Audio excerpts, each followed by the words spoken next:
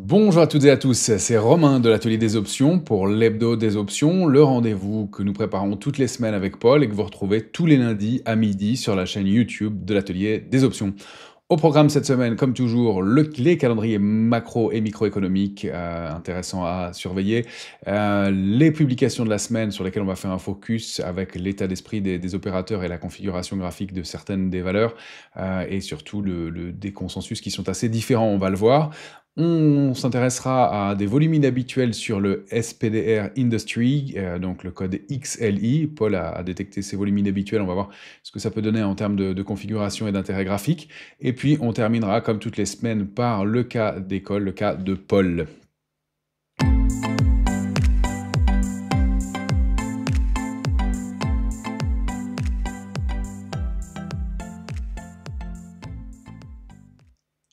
Alors un calendrier qui cette semaine va être plus léger que les semaines précédentes côté macro, mais on va voir que micro, il y a quand même des éléments intéressants.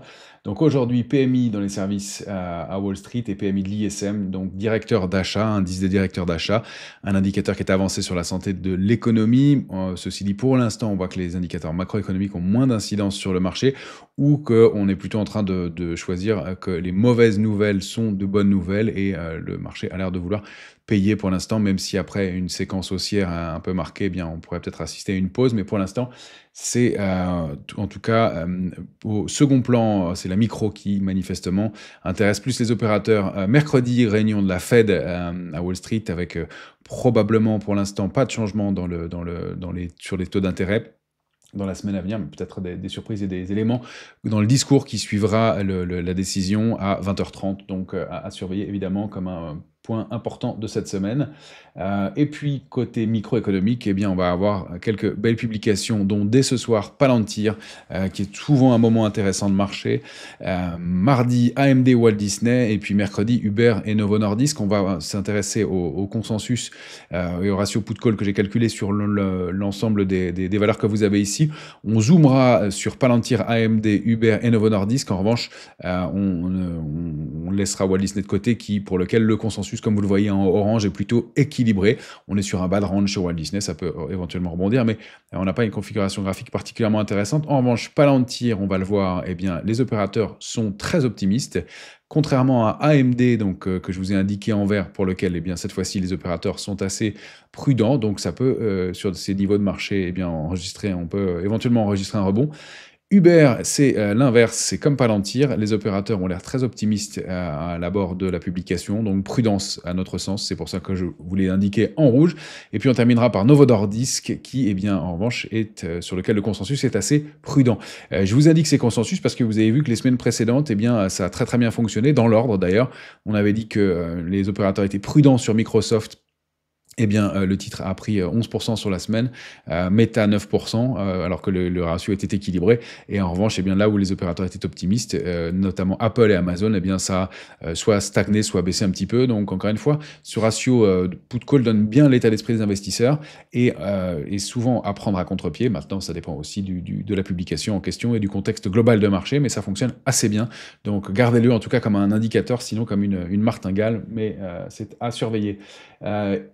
Pour le focus de cette semaine, eh bien, je vous rappelle que nous aurons rendez-vous pour ceux qui le souhaitent et qui le peuvent à Paris le 20 juin après-midi pour une présentation sur les options. Vous aurez tous les éléments dans notre newsletter en vous abonnant à la chaîne, au site de l'Atelier des Options, à notre newsletter, donc sur le site l'atelierDesOptions.com. Comme ça, vous serez au courant de toutes les actualités et pensez à y aller. Et à vous tenir informé. Aujourd'hui, donc, on va regarder sur le S&P et le VIX. Est-ce qu'on a évidemment un mouvement haussier, c'est sûr, sur le S&P. Un début d'intérêt, en revanche, c'est un peu discutable, on va le voir. Sur le VIX, on a été comblé le gap baissier. Quid maintenant de l'évolution du VIX dans les jours à venir? Pour les publications, comme je vous le disais, on va s'intéresser à Palantir, AMD, Uber et Novo Nordisk en détail, et puis des volumes inhabituels sur l'ETF XLI, donc le SPDR Industry, où effectivement l'intérêt a l'air d'être nettement haussier. Et puis le cas de cette semaine, ce sera le cas de Paul, que propose Paul, un put spread sur le gold pour aller combler quelques gaps. On n'est pas franchement baissier sur l'or, mais la configuration incite à prendre un peu de bénéfice. Et puis j'en profite pour vous rappeler que le bull put spread sur T-Mobile la semaine dernière s'est bien comporté puisque la stratégie est sortie gagnante en 48 heures. Donc encore une fois un modèle intéressant, un trading systématique avec eh bien, des points d'entrée, des points de sortie, alors que le titre a progressé sur l'ensemble de la semaine. Eh bien, le modèle indiquait de sortir dès mercredi, donc d'encaisser une partie du bénéfice, même si le mouvement haussier s'est poursuivi sur le titre ensuite. Mais en tout cas, c'est ça le trading systématique et c'est ça les modèles que Paul a mis au point et qui permet eh bien, de traiter de façon automatique ou en tout cas systématique et d'être eh bien, dans le tempo des stratégies et d'obtenir eh bien, des performances qui sont en termes de statistiques excellentes. Alors on va commencer tout de suite par le S&P, graphique hebdomadaire que vous avez sous les yeux. Et bien sur la semaine, le S&P a progressé de 2,92%. En revanche, on le note tout de suite, la position ouverte, l'intérêt a baissé de 0,83%. Donc toute la hausse qui s'est formée depuis 5160, 5150, 5160, j'ai tracé ce trait rouge ici pour que vous le voyez bien, et bien toute cette hausse, elle s'est formée en absence d'intérêt. On a eu un petit regain d'intérêt au-delà de 5572 et jusqu'à 5638, et puis bien sur la fin de la semaine, l'intérêt a baissé aussi, ce qui fait que par solde, eh bien, on a une position ouverte sur le SPX qui a finalement diminué. Donc, un mouvement qui est toujours haussier graphiquement, c'est ce qu'on indiquait, il faut travailler dans le sens de la tendance. En revanche, on a cette information que les gros acteurs, les grosses mains du marché ne sont pas venus étayer ce mouvement. Ça n'est pas en soi un signe de baisse, mais ça indique cette zone de fragilité, donc qui, si on revenait la tester, eh bien, déclencherait probablement des mouvements baissiers un petit peu appuyés. Pour l'instant, on est au-dessus, on va zoomer en journalier pour repérer les niveaux importants et les ranges. Eh bien, nos niveaux graphiques ont été bien identifiés. 5504, ça a été le niveau débordé et niveau d'appui qui a permis la réaccélération haussière. On a ouvert la semaine, enfin la séance du 1er mai ouverte à Wall Street avec un gap haussier qui va être un premier niveau d'alerte. Et puis on s'est installé au-delà de 5638. Donc on est au-delà de la médiane du range 5504, 5770. Pour l'instant, tant qu'on est au-delà de 5638, c'est haussier avec cette cible en mire. Encore une fois, hein, le fait que l'absence d'intérêt soit à remarquer n'est pas un signe de baisse en soi. L'intérêt peut se manifester ensuite, même si on a déjà pas mal rebondi, et puis si la saison des publications a pas mal avancé. On a quand même toujours ce momentum haussier. Attention donc sous 5638 avec un retour probable dans le bas du range et des mouvements de baisse qui pourraient être un peu plus marqués sous cette zone. Vous avez les ranges suivants, hein, 5258, 5504 qui sont toujours valables. Au-delà de 5770, si le marché veut continuer, c'est 5831. Et puis on pourra avoir des extensions, pourquoi pas dans ce cas-là, en direction de cette zone de résistance autour de 5956. Si on a le momentum pour déborder ce niveau de 5770, pour l'instant en tout cas ça semble être la cible idéale de ce mouvement. Il se pourrait ensuite qu'on doive reconstruire, peut-être aller former une symétrique avec cette épaule, tête, épaule, on le verra par la suite, on n'y est pas encore pour l'instant. Voilà les niveaux à surveiller sur le S&P. On va jeter un œil du côté du VIX. Notre gap baissier laissé ouvert le 14 avril est toujours incomblé partiellement. Mouvement baissier avec gap de continuation probable ici. On a donc été formé peut-être ce gap de continuation qui nous indique la moitié du parcours. La baisse du VIX, je le rappelle, pourrait se poursuivre jusqu'à 20,22. On a en revanche cette fois-ci bien comblé le gap du 3 avril dernier. Donc le gap baissier, et donc on s'approche, on est proche de la zone de vigilance maintenant, on reste en zone d'alerte et on remonte un petit peu ce matin sur la volatilité. Évidemment, il y a un peu de prise de bénéfice après une bonne série haussière sur les indices américains. On est donc pour l'instant en zone d'alerte toujours, avec encore une fois des extensions possibles jusqu'à cette zone de vigilance. À partir de 20,22, on sera assez prudent. Le retour au-delà de 24,70 sur la volatilité serait un premier warning, 24,70 peut-être un petit peu plus haut, voilà, 24,84. Un premier warning à prendre en compte. La ligne de tendance haussière du VIX rompu avait été un bon indicateur de la baisse. Encore une fois, le VIX s'analyse très bien graphiquement, on le voit une fois de plus ici. On va voir si on n'a pas aussi un petit canal baissier en formation sur le VIX, donc débordement dans un premier temps de 24,84 et cette petite oblique baissière. Attention, ça pourrait déclencher un signal d'alerte. On a ce gap baissier laissé ouvert encore une fois qui sera comblé à moyenne échéance, donc on a des risques d'accélération baissier dans les jours ou dans les semaines qui viennent. Maintenant, le mouvement, pour l'instant, est haussier, il peut se poursuivre, mais attention à la réactivation de la haussière de la volatilité et donc au risque de consolidation un petit peu appuyé sur les indices. Ça laisse quand même un mouvement important sur la volatilité par rapport au cours actuel.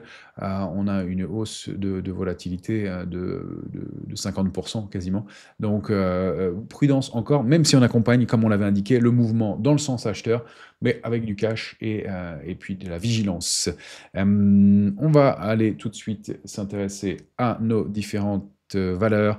4 valeurs qu'on va regarder aujourd'hui, à commencer par Palantir. Attention, un ratio put-call sur Palantir qui est extrêmement optimiste. Un titre qui est haussier, parcours très propre. Là, on a le graphique de Palantir en mensuel. Je vais zoomer en hebdomadaire. Vous l'avez ici. Palantir, eh bien, après un trou d'air un peu marqué, comme l'ensemble du marché début avril, a très nettement rebondi. Elle est déjà proche de ses sommets. Un peu de volume pour accompagner le mouvement. Ça n'a pas été supérieur à la moyenne, sauf au début du mouvement, donc ici. Pour l'instant, ça s'essouffle peut-être un peu. Et attention, on a un ratio put-call qui indique que les opérateurs sont très optimistes à l'abord de cette publication. Alors la configuration est haussière. Tant qu'on est au-delà de 120,90, ça reste haussier avec en mire l'extension du range précédent en direction de 142,90. Pour les plus optimistes, on peut même dupliquer la grande zone précédente jusqu'ici avec le point bas. Donc à long terme, pourquoi pas un mouvement aussi complémentaire de la taille de ce range, 66,10, 120,90. Ça fait des cibles qui mèneraient jusqu'à 175,70. Je les indique pour le principe, c'est du long terme. En revanche, comme on est très optimiste, on va être un peu prudent sur le titre et bien se dire que soit le niveau est préservé ici, soit on pourra avoir des retracements dans la médiane du range précédent, 99,120, la médiane à 108,90, donc qui pourrait offrir des points d'entrée intéressants sur Palantir au moment de sa publication, si bien le ratio put-call a raison.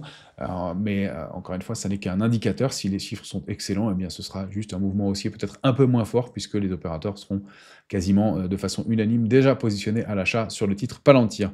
Vous avez les niveaux techniques. On va aller regarder une configuration qui est peut-être plus favorable à la hausse, même si cette fois-ci, le ratio put-call indique de la prudence de la part des opérateurs. Alors c'est souvent logique, hein, quand le titre est en haut de marché, eh bien, les opérateurs sont optimistes, ils sont acheteurs. Quand on est en bas de marché, ils sont eh bien, plus prudents puisque le titre a baissé. Je rappelle qu'AMD s'était inscrit au sein d'un large triangle symétrique rompu par le bas en octobre dernier avec comme cible idéale ce niveau de 92,40. La cible a été atteinte, le titre construit depuis autour de ce niveau-là. Donc le mouvement eh bien, baisse a cessé. On est bloqué sous 98,60, un gros niveau de résistance. On va zoomer en journalier. On est en train de tenter de s'extraire du canal baissier qui était extrêmement propre ici, hein, avec une fausse sortie, réintégration, débordement par le bas, mais cette fois-ci, on est installé au-dessus. Donc l'enjeu, eh bien, c'est de préserver ce niveau de 92,40, de déborder 98,60 pour aller chercher, pourquoi pas, les extensions que vous avez ici en direction de 107, et puis d'aller réintégrer ce gap baissier, puis ce petit island reversal, hein, ces 3 jours de cotation isolés par 2 gaps qui avaient déclenché une impulsion baissière, et bien d'aller déborder, réintégrer ce gap à 108,70 pour aller chercher des extensions ensuite à 122,15. Donc un mouvement où on n'a pas de figure de retournement haussière sur le titre de long terme, si ce n'est cette petite structure en tasse et anse intéressante, donc, dont on peut mesurer l'ampleur avec donc au débordement de la ligne de coup qui semble bien située à 98,60, cette cible idéale à 120, donc la zone 120, 122,15, la grosse résistance, mais 120, 122,15, avec en plus un gap baissier qui avait été comblé, partiellement comblé ou comblé, partiellement comblé par rapport aux deux bougies. Alors, en revanche, comblé, comme on dit, à l'espagnolette, puisqu'il avait été partiellement comblé. Donc cette cible 120-122,15 pour AMD, si la publication prend à revers les opérateurs qui se montrent donc très prudents sur le titre. Attention, sous 92,40, on repart à la baisse évidemment avec 78,40 comme premier support important. Et donc peut-être aussi un niveau d'intérêt dans la mesure où, encore une fois, le consensus est pessimiste sur AMD. Le titre suivant, c'est un consensus opposé, c'est sur Uber Technologies. Uber, les opérateurs, si on regarde le graphique, en mensuel, eh bien, le titre est dans un range depuis maintenant un an, 60-30, 82-10. On a sur le titre donc pas de tendance à court terme. Des opérateurs qui sont donc en train de tenter de déborder ce niveau de 82-10 avec cette fausse sortie ici. L'extension, bien, c'est la taille du range dupliquée par le haut. On aurait donc en mire pour le titre à enfin prochaine cible majeure 103,80 qui sera donc une résistance majeure. Mes traits, j'avais préparé ça, pardon, mais mes traits ont sauté. En revanche, en extension, première extension, ben, la médiane du range qui sera dupliquée par le haut. Et dans ce cas-là, ce serait un mouvement un peu plus petit. Voilà, la médiane doit se situer par ici. Est-ce que je suis un peu haut? Je le fais avec vous. Voilà, c'est plutôt ici la médiane du range. Et donc, dans ce cas-là, une première cible à la duplication de ce mouvement si on continue à préserver 82-10 avec comme première cible, premier niveau cible, 91-75. Reste que eh bien, le consensus est très optimiste sur Uber, qui est sur un point haut aussi, non loin de ses sommets. Donc attention à la rupture de 82-10 avec un retour possible dans ce cas-là à l'intérieur du range.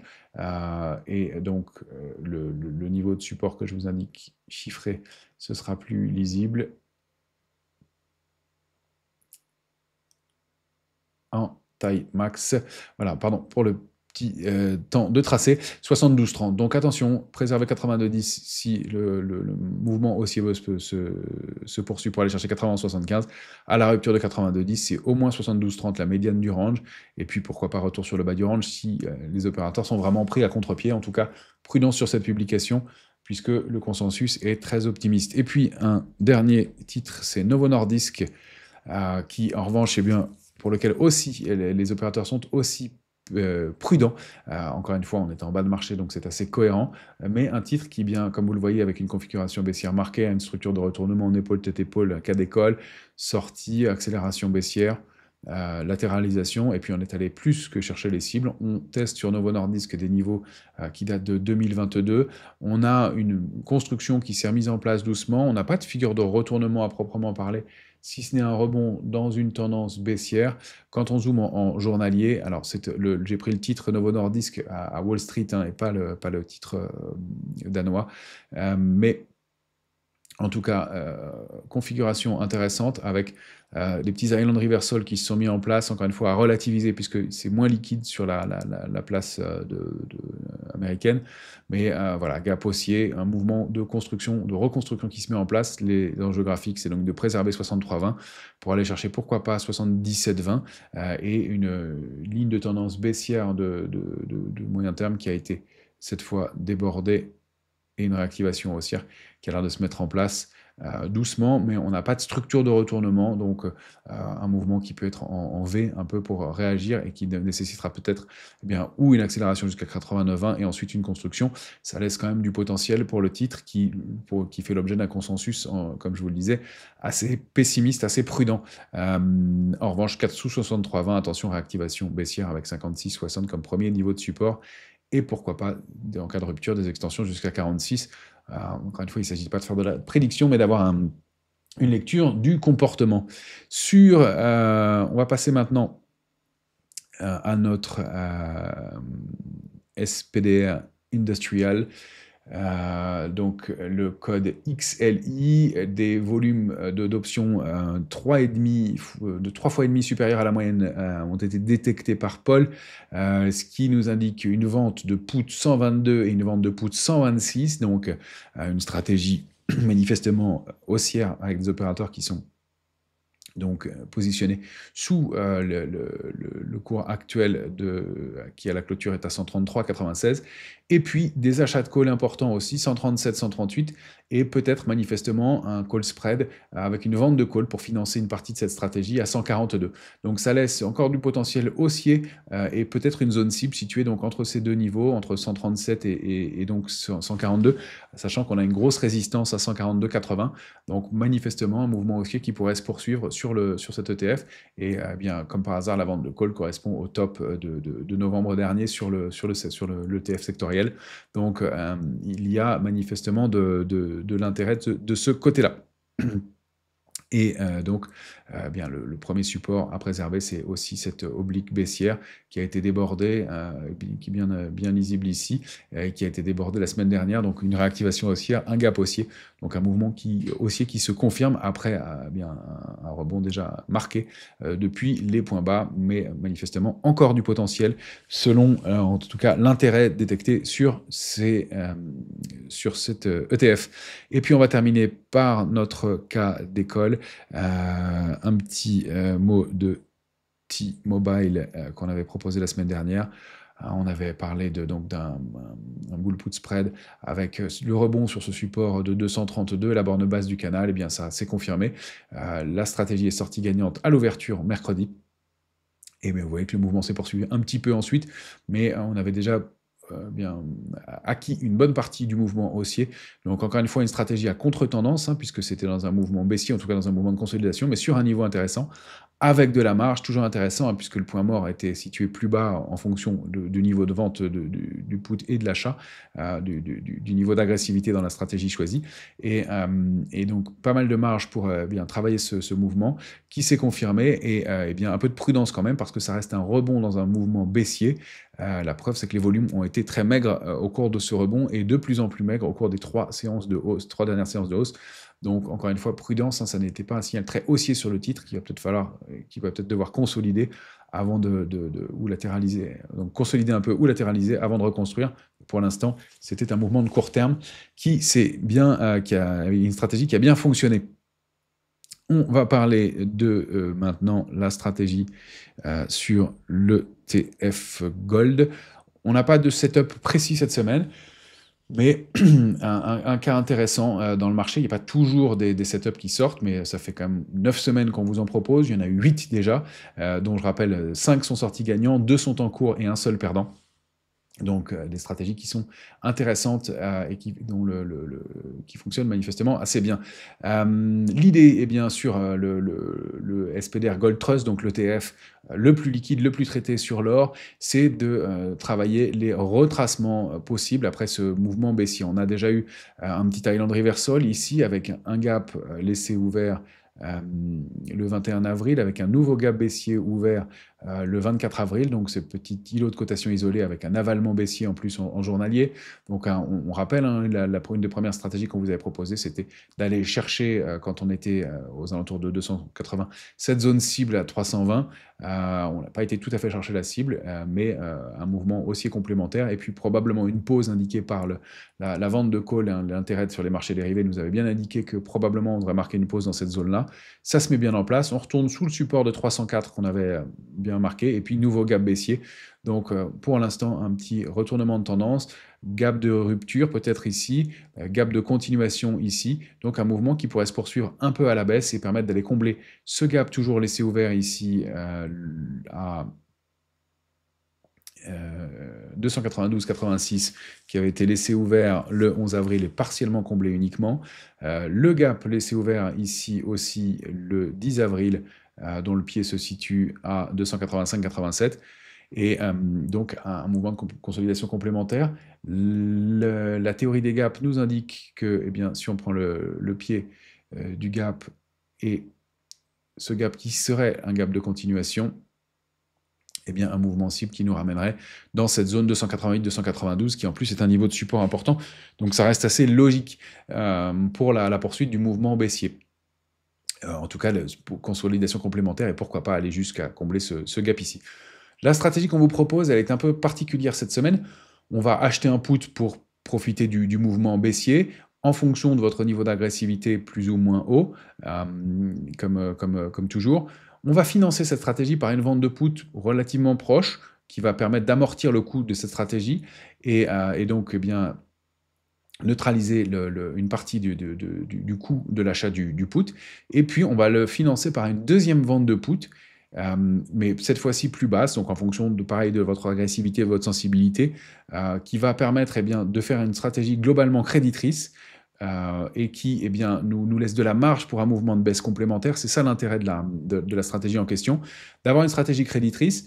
L'intérêt aussi, et un des premiers intérêts, c'est qu'on n'est pas exposé dans un mouvement haussier, c'est-à-dire que si l'or repartait franchement à la hausse et que la consolidation qu'on envisage de se poursuivre eh bien, n'avait pas lieu, eh bien, on n'est pas exposé dans un mouvement de hausse. On est protégé avec les deux premiers achats de put, vente de put qui vont eh bien, se neutraliser en termes d'intérêt et d'exposition. Et en revanche, eh bien, on est exposé plus bas avec eh bien, une stratégie créditrice qui fait que, eh bien, en fonction du niveau qu'on aura choisi, le point mort sera encore plus bas, hein, sous la deuxième vente de put, ce qui fait qu'on pourra avoir dans ce cas-là, eh bien, en fonction du niveau de crédit encaissé, un point mort qui va se situer plus bas. Et donc le risque eh bien, de se retrouver sous la vente du deuxième put, acheteur de l'or, mais à un niveau plus bas. Donc encore une fois, quand on a en plus l'intention de rentrer acheteur sur l'or, ça peut être une bonne stratégie pour eh bien, profiter d'un mouvement de consolidation et en cas d'excès, pouvoir acheter l'or à un niveau intéressant qui est, encore une fois, ça va dépendre des bases et des prix d'exercice. Je vous invite comme toujours à utiliser des simulateurs d'options, à les regarder en fonction des niveaux des strikes choisis, le crédit possible sur cette stratégie et encore une fois de l'adapter en fonction de votre aversion au stress et de profiter bien voilà, d'un mouvement de consolidation complémentaire. Alors un autre élément intéressant que je veux préciser dans ce gap, c'est que si c'est un gap de continuation qui se trouve ici, il peut tout à fait être comblé avant de repartir. Donc on peut tout à fait avoir un petit mouvement de hausse sur l'or à nouveau pour aller chercher l'extension qu'on envisage.